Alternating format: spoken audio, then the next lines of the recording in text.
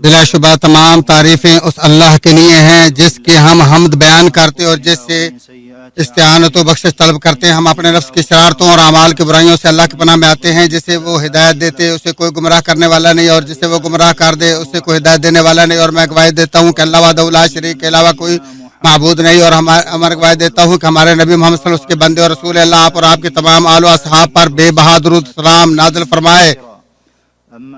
حمد و ثنا کے بعد اے اللہ کے بندو اللہ سے کما حقوق ڈرو. اسلام کے مضبوط کڑے کو مضبوطی سے تھام لو. اے مسلمانوں اس حقیقت پر مزاج و فطرت گواہ ہے کہ اس کائنات کا ایک ایسا پروردگار ہے جو اپنی ذات و صفات میں باکمال اور ہر صفت کے ساتھ اکمل اعظم اور انتہا درجے سے موصوف ہے. اور ہر قسم کے حمد و ثنا ستائش صرف اسی کے لائق اور شایان شان ہے. اللہ کے لیے عظیم الشان اکرام و احترام اور صفات کمال کا اثبات و اقرار ہی اس کی تعظیم ہے. اللہ تعالیٰ کا نام الحکیم کتاب اللہ میں 90 سے زیادہ بار وارد ہوا ہے. اللہ تعالیٰ وہ حکیم ہے جس نے ہر چیز کو اس کا مناسب مقام عطا کیا اور اسے اس کی تخلیق و امر کے لائق رتبے پر فائز کیا. عزت علم وسعت معرفت توبہ اور حمد پر مشتمل باکمال حکمت و دانائی کا مالک ہے. اس کی حکمت و دانائی اس قدر بلیغ ہے کہ جس کی گہرائی کے ادراک سے عقل دنگ اور زبان بیان سے عاجز و بے بس ہیں. اور اسی کی حکمت و دانائی سے ہی آسمان و زمین کی ہر چیز اس کی تسبیح بیان کرتی ہے.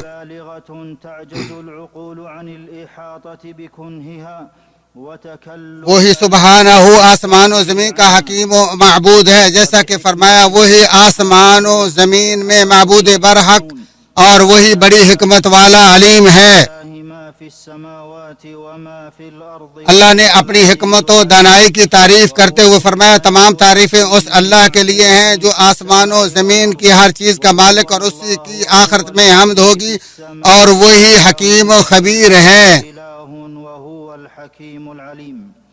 اللہ نے اپنی پاکیزہ ذات کی تعریف کی اور کہ وہ صاحب کبریا ہے اور آیت کے آخر میں فرمایا وہ حکیم ہے. آسمان و زمین میں اسی کی کبریائی اور وہی زبردست حکیم ہے. آسمان و زمین کے سب لشکر اسی کے ہیں اور وہی ان میں تصرف کرنے والا بڑی حکمت والا ہے.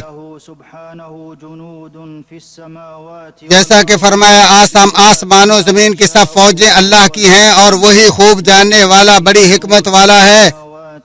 اللہ تعالیٰ نے موسیٰ علیہ السلام کو پکارا اور اپنے بارے میں بتایا کہ وہ بڑی حکمت والا ہے. جیسا کہ فرمایا اے موسیٰ میں زبردست اور بڑی حکمت والا اللہ ہوں. اللہ تعالیٰ نے اپنی کتاب کی تعریف کرتے ہوئے فرمایا یہ ایسے دانا کی طرف سے ہے جس نے ہر چیز کو مناسب جگہ عطا کی اور اسے اس کے لائق رتبے پر فائز فرمایا. نیز یہ کتاب سراپا حکمت و دانائی ہے. ارشاد باری تعالیٰ ہے یہ باخبر حکیم کی طرف سے صاف صاف بیان کی گئی محکم آیات پر مشتمل کتاب ہے. لوگوں کے رزق میں کمی و بیشی بھی اسی کی حکمت کا تقاضا ہے. فرمایا اللہ تعالیٰ لوگوں کے لیے جو رحمت کھول دے اسے کوئی بند کرنے والا نہیں اور جسے وہ بند کر دے اسے کوئی اس کے سوا کھولنے والا نہیں اور وہی غالب حکمت والا ہے. فرشتے اپنی بے بسی و کوتاہ علمی کے مقام پر اللہ کے علم و حکمت کے اقراری ہو کر اس کے حکم کے سامنے سر تسلیم خم کر دیتے ہیں. جیسا کہ فرمایا انہوں نے کہا تو پاک ہے ہمیں صرف اتنا ہی علم ہے جتنا تو نے سکھایا. بلا شبہ تو ہی خوب جاننے والا حکیم ہے. حاملین عرش اور اس کے ارد گرد والے فرشتے مومنوں کی بخشش اور دخول جنت کی دعا کرتے ہیں اور ان کی دعا اللہ سبحانہ کے نام الحکیم پر ختم ہوتی ہے. جیسا کہ فرمایا اے ہمارے رب جن کے ساتھ ہمیشہ کی جنات کا تو نے وعدہ کیا ان میں ان کو اور ان کے آبا و اجداد بیویوں اور اولاد کو داخل فرما جو نیک عمل ہیں. یقیناً تو غالب و با حکمت ہے. اور اللہ تعالیٰ نے تمام پیغمبروں سے فرمایا بلا شبہ تمام وہی بڑی حکمت والے کی طرف سے نازل ہوتی ہے، جیسا کہ فرمایا اسی طرح آپ اور آپ سے قبل تمام رسولوں کی طرف غالب اور بڑی حکمت والا اللہ ہی وہی نازل کرتا ہے۔ تمام انبیاء علیہ السلام اپنی تمناؤں امنگوں کو منوانے کے لیے اللہ سبحانہ کے الحکیم نام کے واسطے سے دعا مانگتے تھے، اور ابراہیم علیہ السلام نے اپنے رب سے اس کی الحکیم نام کے واسطے سے دعا کی وہ ہماری طرف محمد صلی اللہ علیہ وسلم کو مبعوث فرمائے، جیسا کہ فرمایا اے ہمارے رب انہی میں سے ایک ایسا رسول بھیج جو ان کے پاس تیری آیتیں پڑھے، انہیں کتاب و حکمت سکھائے اور انہیں پاک کرے، یقیناً تو غلبہ اور بڑی حکمت والا ہے۔ ابراہیم علیہ السلام نے اپنا وطن چھوڑا اور اللہ کی طرف ہجرت کرتے ہوئے کہا بے شک اللہ بڑی حکمت والا ہے، جیسا کہ فرمایا اور اس نے کہا میں اپنے رب کی طرف ہجرت کرنے والا ہوں جو غالب اور بڑی حکمت والا ہے۔ طویل عمر تک ابراہیم علیہ السلام کے ہاں اولاد نہ ہوئی، پھر فرشتوں نے اس کی بیوی کو بیٹے کی خوشخبری تب دی جب وہ بوڑھی اور بانجھ ہو چکی ہے، سو وہ اس بشارت سے حیرت زدہ ہوتی ہے تو فرشتے اسے کہتے ہیں بلا شبہ اللہ علیم و حکیم ہے، جیسا کہ فرمایا انہوں نے کہا ہاں تیرے رب نے اسی طرح فرمایا ہے، بے شک وہ حکیم علیم ہے۔ یعقوب علیہ السلام نے یوسف اور ان کے بھائی کی گمشدگی پر صبر اور اس غم کی دوری کے انتظار کے ساتھ کشادگی کی امید کے پورا ہونے کے مناسب وقت پر اللہ کے علم کو فوقیت دی اور غم کی دوری کے اسباب کی تیاری میں حکمت الہی پر یقین رکھتے ہوئے اللہ کے نام الحکیم کے واسطے سے پر امید دعا مانگی، جیسا کہ فرمایا بس اب صبر ہی بہتر ہے، قریب ہے کہ اللہ تعالیٰ ان سب کو میرے پاس ہی پہنچا دے، وہی علم و حکمت والا ہے۔ عرصہ دراز کے بعد جب طویل ترین مصائب و پریشانیوں سے یوسف علیہ السلام کی جان چھوٹی تو انہوں نے بھی اللہ کے فضل و احسان کا تذکرہ کرتے ہوئے اس سلسلے میں حکمت خداوندی کو ہی معتبر قرار دیا، جیسا کہ فرمایا اس نے میرے ساتھ احسان کیا جب مجھے جیل سے نکالا اور آپ لوگوں کو صحرا سے لے آیا، اس اختلاف کے بعد جو شیطان نے میرے اور میرے بھائیوں کے درمیان ڈال دیا تھا، میرا رب جو چاہے اس کے لیے بہترین تدبیر کرنے والا ہے اور وہ بہت علم والا حکمت والا ہے۔ اور اللہ سبحانہ کا نام الحکیم اس کی خلق و امر اور اس کے دینی و کونی ارادے سب کو شامل ہے۔ ابن قیم رحمہ اللہ فرماتے ہیں عزت سے مراد کمال قدرت اور حکمت سے مراد کمال علم ہے، اور انہی دو صفتوں کے تحت ہی اللہ سبحانہ و تعالی جو چاہتا ہے فیصلہ کرتا اور حکم دیتا اور منع کرتا ہے، اور اسی کے تحت ستائش و سرزنش کرتا ہے، اور یہی دو صفتیں خلق و امر کا مصدر ہے۔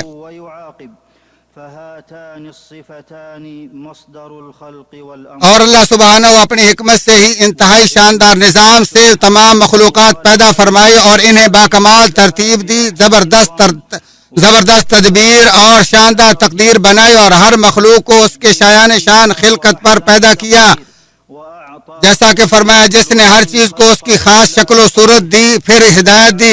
اللہ تعالیٰ نے پوری مخلوق کو چیلنج کیا وہ اس کی تخلیق میں کوئی خلل نکال کر دکھائے، جیسا کہ فرمایا دوبارہ دیکھ کر چیک کر لو کیا کوئی شگاف ہے۔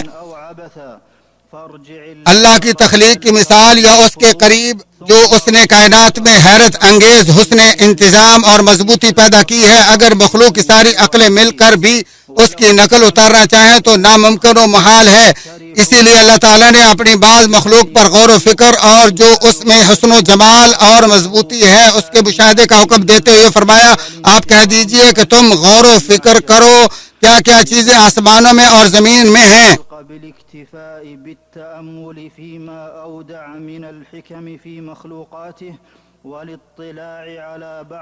اسی سبحانہ کی حکمت کا تقاضا ہے کہ اس نے اپنی مقدس ہستی اسلام اور اپنے اوامر و نواہی سے اپنے بندوں کو آگاہ فرمایا اور کتابیں نازل کی، اور یہ کہ وہ ہماری توبہ قبول کرنا چاہتا ہے، اور یہ کہ دنیاوی امور کی اصلاح کا انحصار دین پر ہے، جیسا کہ بعض سلف کا کہنا ہے کہ اللہ کے حکم و شریعت کی اگر صرف یہی ایک ہی حکمت عظیم ہوتی کہ وہ ہر خیر و بھلائی کی بنیاد اور تمام خوشیوں کی تکمیل ہے تو یہی کافی اور شافی ہوتی۔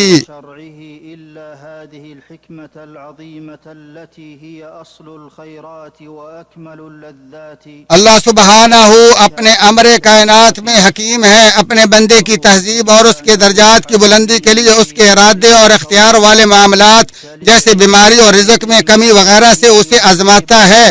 تو وہ ایمان و رضا پر قائم جائز و مشروع اسباب کو بروئے کار لاتے ہوئے تقدیر الہی کا دفاع اللہ کی قدرت سے کرتا ہے، اور جو کام بندے کی طاقت و اختیارات سے بالا تر ہو وہ اس سے برضا قبول کر لیتا ہے، اور اللہ کے اپنے حکم پر اس کے غلبے اور فیصلے میں عدل و انصاف اور اس پر لاگو ہونے میں اس کی عظیم حکمت کی گواہی دیتا ہے، اور یہ یقین رکھتا ہے کہ جو نصیب میں ہے وہ مل کر رہتا ہے اور جو نصیب میں نہیں وہ کبھی نہیں مل سکتا، اور یہ کہ اسے اللہ کے عدل و حکمت کی بنیاد پر ہی واجب اور ضروری قرار دیا گیا ہے. بس اوقات اللہ عز و جل اپنے بندوں کے لیے اپنی بعض حکمتوں کا اظہار کر دیتا ہے. چنانچہ اس نے بتایا کہ کتابوں کے نزول کا مقصد مومنوں کی ثابت قدمی، ہدایت اور ان کے لیے بشارت ہے. جیسا کہ فرمایا کہہ دیجئے کہ اسے آپ کے رب کی طرف سے جبریل حق کے ساتھ لے کر آئے ہیں تاکہ مومنوں کو اللہ تعالیٰ استقامت دے اور مسلمانوں کی رہنمائی اور بشارت ہو جائے، اور رسولوں کو بھیجا تاکہ کسی کے پاس یہ بہانہ نہ رہے کہ اسے دین کا پتہ نہیں تھا. جیسا کہ فرمایا ہم نے انہیں خوشخبری دینے اور آگاہ کرنے والے رسول بنایا تاکہ رسولوں کے بھیجنے کے بعد لوگوں کی کوئی حجت اللہ تعالیٰ پر نہ رہ جائے، اور یہ کہ اللہ تعالیٰ نے لوگوں کو آزمایا اور بار بار آزماتا ہی رہے گا تاکہ اللہ تعالیٰ ان کے اپنے ساتھ تعلق کی سچائی کو دیکھ لے. جیسا کہ فرمایا کیا لوگوں نے یہ گمان کر رکھا ہے کہ ان کے اس دعوے پر کہ ہم ایمان لائے ہیں ہم انہیں بغیر آزمائش کے چھوڑ دیں گے، اور اللہ کا اپنے بندوں کو علم غیب سے محروم رکھنے اور اسے اپنے ساتھ خاص کرنے کے میں بھی حکمت ہے. فرمایا وہ پوشیدہ اور ظاہر سب چیزوں کا جاننے والا حکیم و خبیر ہے. فقال عالم الغیب والشہادة وهو الحکیم الخبیر. اس تمام تر تفصیل کے بعد اے مسلمانوں، اللہ اکیلا ہی خلق و امر کا حقدار ہے. اپنی کائنات میں جو چاہتا ہے کرتا ہے اور اپنی شریعت میں من مرضی کے فیصلے کرتا ہے. اس سے کوئی سوال نہیں کر سکتا اور نہ ہی اس کی حکمت میں کسی عیب کو مجال ہے. جیسا کہ فرمایا وہ اپنے کاموں کے لیے جواب دہ نہیں جبکہ وہ سب اس کے آگے جواب دہ ہیں، یعنی تمام مخلوقات سے سوال کیا جائے گا. مسلمان اللہ کے نام الحکیم کے مفہوم کا عبادت جانتا ہے، کیونکہ جب بندہ اللہ کی حکمت کا پورا یقین کر لیتا ہے تو وہ اس کی حیرت انگیز مخلوق اور مضبوط کاریگری سے لطف اندوز ہوتا ہے. اللہ کی شریعت کی تعظیم کرتے ہوئے اس سے ڈرتا ہے، اپنی خطاؤں پر شرماتا اور اس کے اوامر و نواہی کے سامنے جھک جاتا ہے، اور وہ انتہائی خوش ہوتا ہے کہ اللہ نے اسے اپنی حکمت و مرضی سے اس دین کی سمجھ عطا فرمائی، اور یہ کہ شریعت بڑی حکمت والے کی طرف سے انسانیت کی سعادت مندی کے لیے مارز وجود میں آئی ہے. اور اگر اس پر کوئی مصیبت آتی ہے تو وہ اللہ کی قضاء و قدر پر خوش ہو کر تسلیم کر لیتا ہے کہ جو فیصلہ اللہ نے اس کے لیے کیا ہے وہ اس کے لیے خیر و بھلائی اور بہتری پر مبنی ہے. جیسا کہ فرمایا ہو سکتا ہے کہ تم کسی چیز کو برا سمجھو اور وہ تمہارے لیے بھلی ہو، اور اسے یقین ہو جاتا ہے کہ اس کے پیچھے ضرور کوئی حکمت ہے جس کا اسے پتہ نہیں. اور یہ کہ وہ تنگی و خوشحالی دونوں حالتوں میں اس کی نعمتوں میں خوب موجیں مارتا ہے. آپ علیہ السلام نے فرمایا مومن کا معاملہ بڑا حیرت انگیز ہے، بلا شبہ اس کا سارا معاملہ خیر و بھلائی پر مبنی ہے، اور یہ صرف مومن کے لیے اور کسی کے لیے نہیں ہے. اگر اسے کوئی خوشی ہو تو شکر اور کوئی تکلیف ہو تو صبر کرتا ہے، تو ان دونوں حالتوں میں اس کے لیے خیر و بھلائی ہی ہوتی ہے.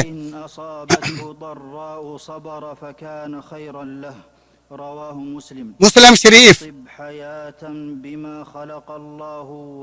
آپ اللہ تعالیٰ کی پیدائش اور اللہ کی بناوٹ پر خوش ہو جائیں، اور اللہ تعالیٰ جو حکیم ہے اس کی طرف نے تمام معاملات کو سپرد کر دیں. اعوذ باللہ من الشیطان الرجیم. وہ ہر کام کی تدبیر کرتا ہے، اس کی اجازت کے بغیر کوئی اس کے پاس سفارش کرنے والا نہیں. ایسا اللہ تمہارا رب ہے سو تم اس کی عبادت کرو، کیا تم پھر بھی نصیحت نہیں پکڑتے؟ بارك الله لي ولكم اللہ تعالیٰ میرے اور آپ کے لیے قرآن عظیم کو بابرکت بنائے اور اس کی آیات و ذکر حکیم کو میرے اور آپ کے لیے نفع بخش بنائے. اسی پر اکتفا کرتے ہوئے اپنے تمہارے اور تمام مسلمانوں کے لیے اللہ سے بخش طلب کرتا ہوں. آپ بھی اسی سے بخشش و معافی طلب کرو, وہی بخشنے والا مہربان ہے.